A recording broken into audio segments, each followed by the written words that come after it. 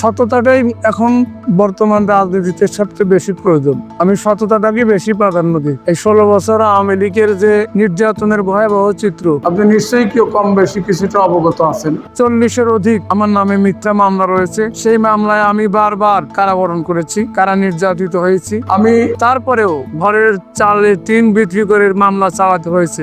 সেই ক্ষতিগ্রস্ত কর্মীদেরকে আমরা পুনর্গঠন করে এবং দলের নেতৃত্বে নিয়ে আসার চেষ্টা করছি। তো তরুণদের তো রাজনীতিতে আসতেই হবে, কিন্তু পাশাপাশি এবং অভিজ্ঞ সেই প্রবীণদের জেলা হইয়া যোগ্যতার উদ্যোগে এগিয়ে যেতে হবে। কাজে লাগিয়ে তরুণদেরকে এগিয়ে যেতে হবে। যারা রাজপথে ছিল, যারা নির্যাতিত, যারা ত্যাগী, যারা হামলা মামলার শিকার হয়েছে এবং বারবার কারাবরণ করেছে, সেই সমস্ত ত্যাগী নেতাদেরকে আমরা সম্মেলনের মাধ্যমে তাদেরকে নেতৃত্বে আনার জন্য চেষ্টা করছি। যে আমি প্রথমে জানতে চাবো আপনার নাম এবং রাজনৈতিক পরিচয় বর্তমান।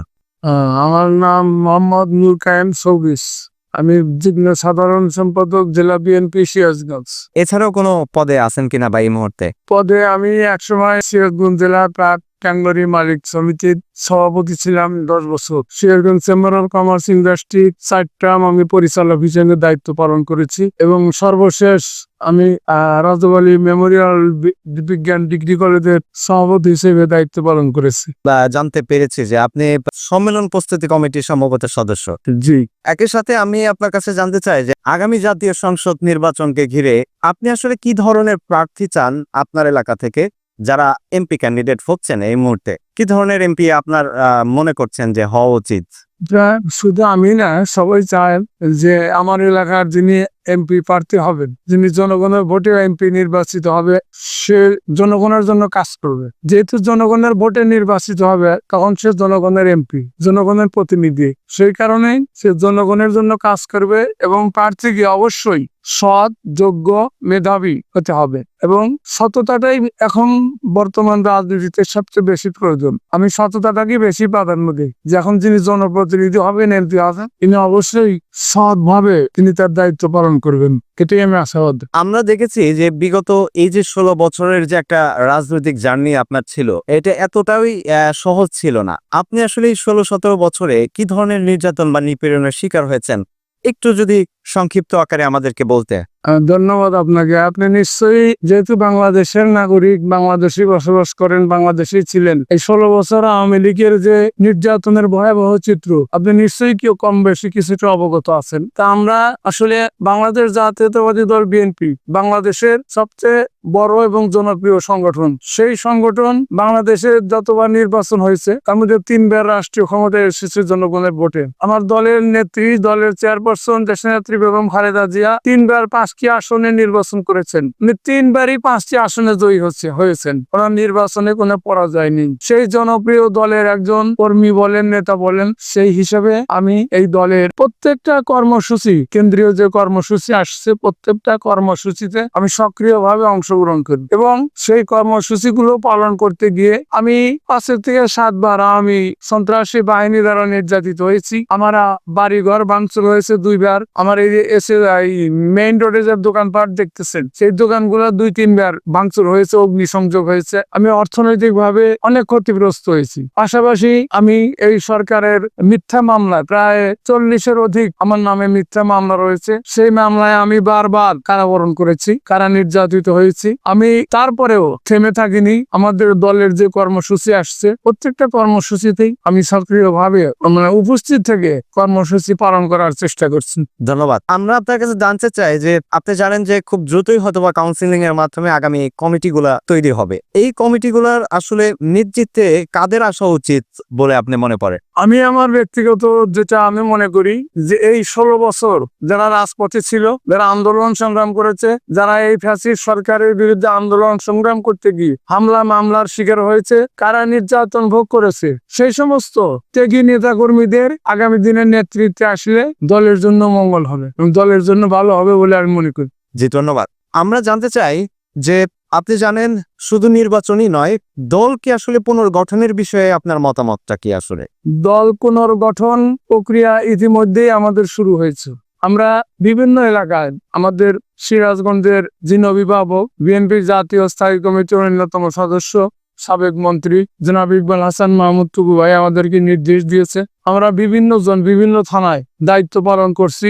সেখানে আমাদের এই দীর্ঘ 16-17 বছর আন্দোলন সংগ্রাম করতে গিয়ে অনেক নেতাকর্মী ক্ষতিগ্রস্ত হয়েছে। অনেক নেতাকর্মীর ঘর বাড়ি নাই, ঘরের চালে টিন বিক্রি করে মামলা চালাতে হয়েছে।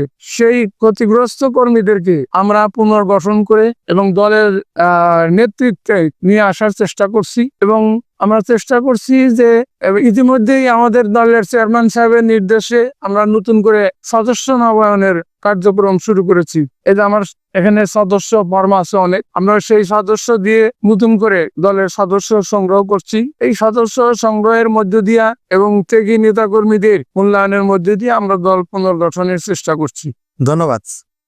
আমরা আপনাকে যেটা বলতে চাই, জানতে চাই, আপনি জানেন যে বিগত 5 আগস্টের যে 24-এর যে আন্দোলনটা হয়েছে, সেই আন্দোলনের পরিসীমা তো 5 আগস্টে শেষ হয় এবং এই 5 আগস্ট এবং তার আগে যে আন্দোলনের যে মুহূর্তগুলো ছিল, আমরা দেখেছি যে তরুণ সমাজের একটা সম্পৃক্ততা অনেক বেশি ছিল।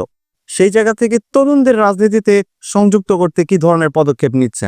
তরুণদের রাজনীতিতে সম্পৃক্ততা বলতে যেটা আমি মনে করি যে বাংলাদেশের ইতিহাসে 1971 বলেন বা তার আগের আন্দোলন সংগ্রাম বলেন, 90-এর স্বৈরাচার এরশাদ বিরোধী আন্দোলন বলেন, আর সর্বশেষ 24-এর আন্দোলন, সব আন্দোলনেই কিন্তু তরুণরাই অগ্রণী ভূমিকা পালন করে। বিশেষ করে যারা ছাত্র, তারা এই আন্দোলন সংগ্রামের মূল ভূমিকাটা পালন করে। আমরাও একসময় ছাত্র ছিলাম, আমরাও 90-এর এরশাদ বিরোধী আন্দোলনে এরকম একেবারে রাজপথে থেকেছি। তো তরুণদের তো রাজনীতিতে আসতেই হবে, কিন্তু পাশাপাশি যারা প্রবীণ রয়েছেন, তাদের রাজনৈতিক যোগ্যতা রয়েছে, মেধা রয়েছে, সেই প্রবীণদের মেধা, যোগ্যতা এবং অভিজ্ঞতা কাজে লাগিয়ে তরুণদেরকে এগিয়ে যেতে হবে। এটা আমি মনে করি। সম্প্রতি একটা কমিটি ঘোষণা করা হয়েছে 2 নং ওয়ার্ডের। তো আংশিক কমিটি ঘোষণার পরে তৃণমূলের বিভিন্ন নেতাকর্মী আছে যারা ফেসবুকে পোস্ট করছেন যে আসলে সঠিক নেতৃত্ব আমরা হয়তো বা আসে নাই। এই বিষয়ে আপনারা আসলে কি বলতে চান?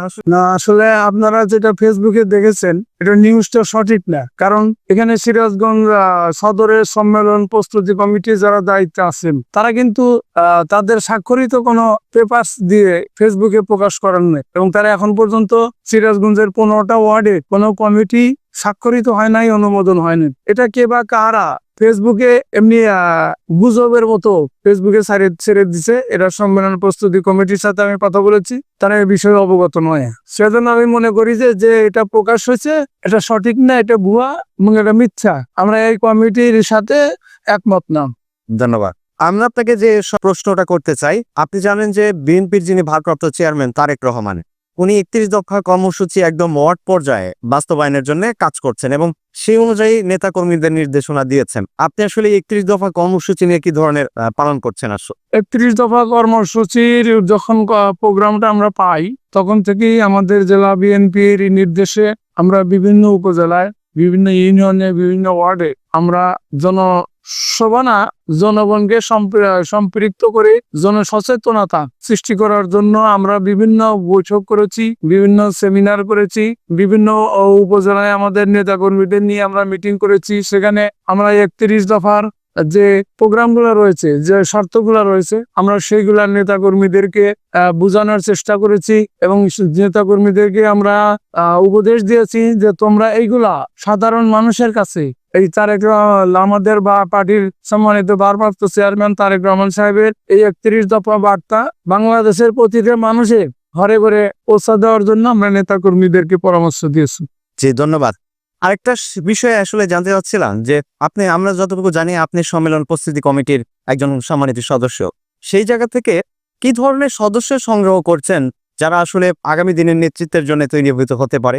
আমরা আপ্রাণ চেষ্টা করছি। আমি একটু আগেও বলেছি যে দলের এই 16 বছর ফ্যাসিস্ট হাসিনার বিরুদ্ধে যারা আন্দোলন সংগ্রাম করেছে, যারা রাজপথে ছিল, যারা নির্যাতিত, যারা ত্যাগী, যারা হামলা মামলার শিকার হয়েছে এবং বারবার কারাবরণ করেছে, সেই সমস্ত ত্যাগী নেতাদেরকে আমরা সম্মেলনের মাধ্যমে তাদেরকে নেতৃত্বে আনার জন্য চেষ্টা করছি এবং বিভিন্ন উপজেলায় আমরা যে সদস্য সংগ্রহ করছি, সেখানে আমাদের করার নির্দেশনা রয়েছে যে যারা আওয়ামী লীগ করে এবং আওয়ামী লীগের সাথে সম্পৃক্ত, আওয়ামী লীগের সাথে চলাফেরা করেছে, তাদেরকেও আমরা সদস্য না বানানোর জন্য নেতাকর্মীদেরকে নির্দেশ দিয়েছি। জি, ধন্যবাদ। এছাড়াও সর্বশেষ এই তৃণমূল থেকে শুরু করে জেলা পর্যায়ের নেতাকর্মীদের উদ্দেশ্যে আপনার কোনো বার্তা থাকবে কিনা? তৃণমূল নেতা কর্মীদের কাছে আমার বার্তা একটাই, যে আগামী সম্ভাব্য ফেব্রুয়ারি মাসের ভিতরে হয়তো জাতীয় নির্বাচন অনুষ্ঠিত হওয়ার কথা। যদি সেই নির্বাচনে বাংলাদেশ জাতীয়তাবাদী দল বিএনপি বাংলাদেশের সবচেয়ে সর্ববৃহৎ দল, জনপ্রিয় দল, সেই দল আমরা নির্বাচনে অংশগ্রহণ করব। সেই নির্বাচনে অংশগ্রহণ করার জন্য আমাদের নেতা কর্মীরা প্রত্যেকটা এলাকা যে সাধারণ মানুষের সাথে তারা সখ্যতা গড়ে তুলবে। সাধারণ মানুষকে আমাদের দলের আস্থায় আনার জন্য যে সমস্ত কার্যক্রমগুলো রয়েছে সেই কার্যক্রমগুলো করবে। আমাদের আচরণে, ব্যবহারে, আমাদের কর্মে কোনো সাধারণ মানুষ যেন কষ্ট না পায়, সাধারণ মানুষ যেন অসন্তুষ্ট না হয়, আমাদের দ্বারা যেন কোনো মানুষ বিরক্ত না হয়, আমাদের দ্বারা কোনো মানুষের যেন ক্ষতি না হয়, সেই মেসেজগুলো আমরা তৃণমূল নেতা কর্মীদেরকে দিয়েছি। এবং জনগণ, আমাদের নেতা তারেক রহমানও বলেছেন যে জনগণকে আস্থায় আনতে হবে। জনগণ যদি আমার উপর আস্থা না রাখে, ভরসা না রাখে, সেই ক্ষেত্রে তার কাছে ভোটের প্রত্যাশা করাটা ঠিক হবে না। সেই জন্য আমরা জনগণের পাশে থেকে জনগণের সাথে কাজ করছি, জনগণের পাশে দাঁড়িয়েছি। জনগণ অবশ্যই, আমি আশা করি যে বিএনপিকে ভোট দিবে এবং বাংলাদেশ জাতীয়তাবাদী দল বিএনপি জনগণের ভোটেই অবশ্যই রাষ্ট্রীয় ক্ষমতায় আসবে। জি, ধন্যবাদ। এই যে সর্বশেষ একদমই আমি এসেছি, আমি জানতে চাই যে আগামী জাতীয় সংসদ নির্বাচনকে কেন্দ্র করে অনেকে তো আসলে ধানের শীষের প্রতীক চাচ্ছেন আর কি। তো আপনার আসলে এই নির্বাচনকে ঘিরে কোনো ধরনের প্রত্যাশা আছে কিনা? আর এটা তো ধরেন জাতীয় ব্যাপার, কেন্দ্রের ব্যাপার। এটা যারা আমাদের দলের ঊর্ধ্বতন নেতৃবৃন্দ রয়েছেন, এটা তাদের সিদ্ধান্তের ব্যাপার। তবে আমি যদি জোটবদ্ধ নির্বাচন হয়, সেই ক্ষেত্রে যে সমস্ত দলগুলো আমাদের জোটভুক্ত আছে তারা যদি ধানের শীষ প্রতীক নিয়ে নির্বাচন করতে চায়, সেটা দল সিদ্ধান্ত নেবে। এই ব্যাপারে আমি কোনো মন্তব্য করতেছেন। জি, অসংখ্য ধন্যবাদ আপনাকে। আপনাকেও ধন্যবাদ।